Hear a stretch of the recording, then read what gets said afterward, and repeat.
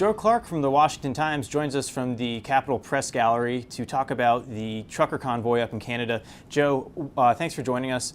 What has developed over the past couple of days, really in regards to Prime Minister Trudeau?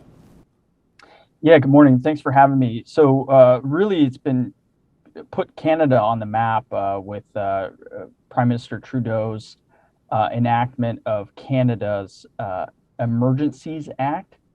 So it's basically sweeping legislation, if you will, enacted to apply federal pressure to kind of quell these protests. So it gives the government the ability to, interestingly, mandate that, for example, tow truck companies tow semis on behalf of the government to kind of clear the protests. It also allows the Canadian government to kind of crack down, if you will, on some of the finance mechanisms, specifically with crowdsourcing.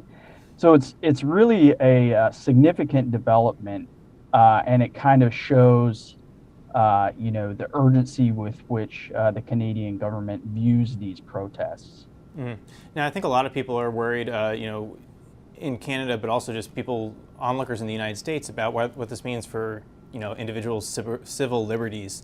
Do you think that this could be Prime Minister Trudeau taking a step too far? A lot of have criticized him, in just that way. In fact, Canada's Civil Liberties Association spoke out against enacting the measures, saying that, hey, the protest hadn't met the threshold to actually enact those laws, and that it was an overreach. The Biden administration late last week did speak with Trudeau's government, members of Trudeau's government, and requested that they use whatever powers that they could to clear these protests, as they were impacting key border crossings with the U.S. and impacting the supply chain. So we saw some production impacts for major auto producers in the U.S. given the border crossing stoppage. The Biden administration, I want to be clear, did not necessarily say, "Hey, enact this law," but they had a conversation about it. Right. Yeah. And so there have been, U.S. lawmakers that have said, of course, this is definitely an overreach, and they do say, hey, this is kind of, it's something to keep an eye on. Well, I mean, you also have to think, can you imagine Prime Minister Trudeau calling up, President Trump back in 2020 when there was all the protests and riots across the United States and saying, hey, you might want to consider taking action on this. I think people are kind of seeing parallels between those, whether, it's right or wrong. Obviously, these are very different situations here. Some were violent, but this trucker one seems to be mostly non-violent as far as I've seen there. But you also mentioned cryptocurrency and crowdsourcing, how the Canadian government is going after the funding sources for these protests. Can you talk a little bit about that? Yeah. So last week we saw kind of a hiccup in the GoFundMe. So they had started a crowdfunding campaign, if you will, to support the truckers, just in terms of supporting them with food and some of those needs.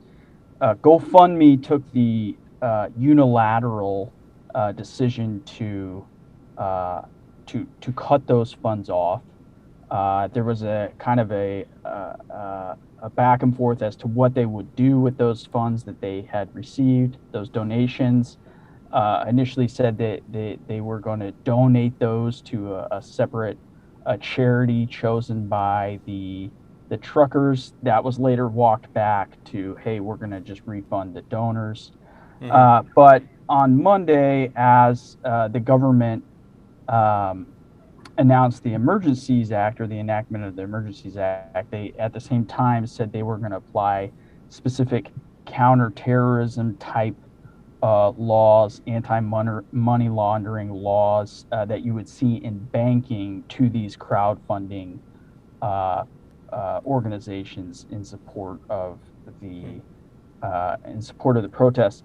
And yesterday, I believe it was yesterday, we saw a hack of one of the crowdfunding organizations that was supporting the protests, and they actually, everybody believes that this was a third party, not a government-backed hacker or anything like that. But either way, those kind of measures seem like almost, to me, a step too far. I think a lot of people would agree there. Essentially labeling these people domestic terrorists. I mean, that's obviously up for debate there, but it's kind of, what kind of precedent does this kind of set for, future demonstrations? And you've also been writing about how we're seeing more anti-COVID measure protests kind of going on across the world. What's happening there?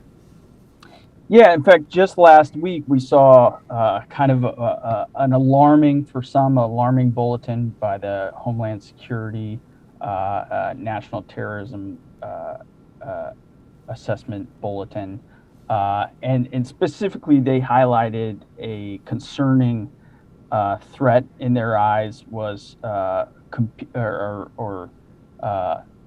narratives that are being discussed online as something that the Department of Homeland Security is quite concerned about.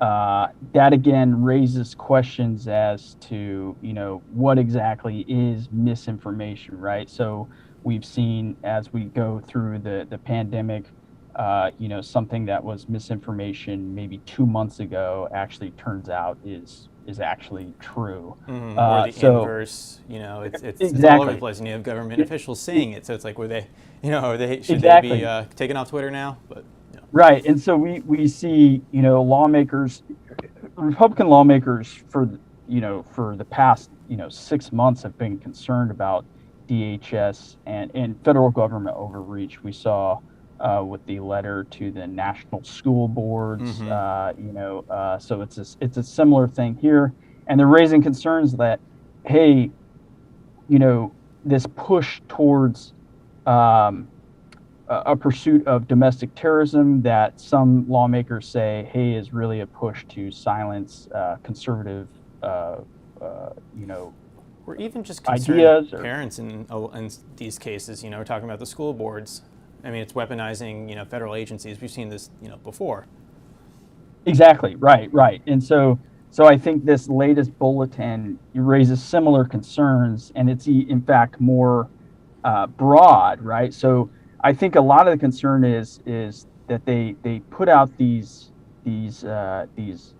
assessments, which are quite broad, and a lot can be lumped into that to categorize somebody as a domestic terrorist, if you will. And I think that's a key concern.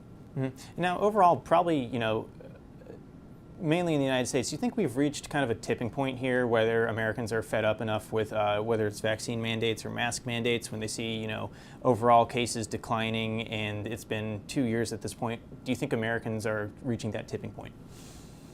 Well, obviously they are, right? And we're even seeing, local leaders, Democratic local leaders, pull back some of those mandates just in DC, right? Yeah. So we've had, and they're trying to put it back now. And you're right. So it's been, but it signals that, hey, they're looking at this. Obviously they're looking at it from a public perception perspective, or a political perspective, and they're seeing like, hey, this is not popular. So I definitely do think that politicians are seeing, the public start to question that. I think people are getting just COVID fatigue, if you will, and so I think they're starting to walk that back. But again, obviously there's midterms coming up. They want to, it's really important for the Democrats not to, hold on to these principles that are unpopular, despite supporting them for months and months. Yep. Time to start following the political science, it seems. Right. The political science rather than the actual science. Awesome. Well, Joe, thanks for coming on and talking with us. Always great to talk with you. Thanks so much. Really appreciate it. Take care.